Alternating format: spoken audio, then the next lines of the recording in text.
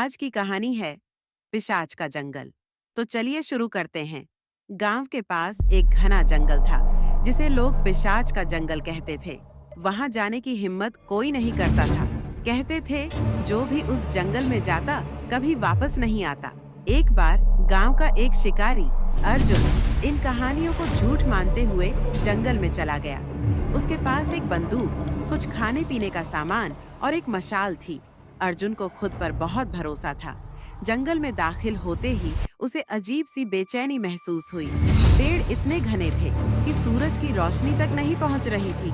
चलते चलते उसे झाड़ियों के पीछे से किसी के चलने की आवाज सुनाई दी। उसने पीछे मुड़कर देखा, पर वहां कोई नहीं था। थोड़ी देर बाद अर्जुन को एक पुराना कुआं दिखाई दिया। कुएं के पास एक बूढ़ा आदमी बैठा था।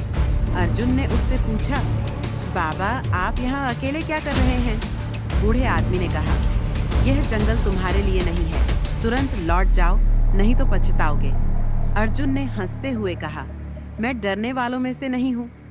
बूढ़े आदमी ने कुछ नहीं कहा, बस अपनी गर्दन झुका ली।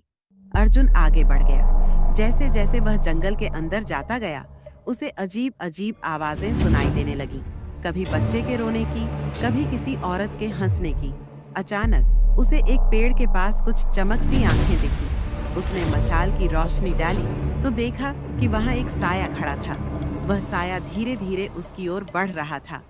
अर्जुन ने बंदूक से फायर किया, लेकिन गोली साये के आर पार निकल गई। वह डर के मारे दौड़ने लगा, लेकिन जंगल में रास्ता जैसे गायब हो गया था। हर तरफ वही आवाजें गूंज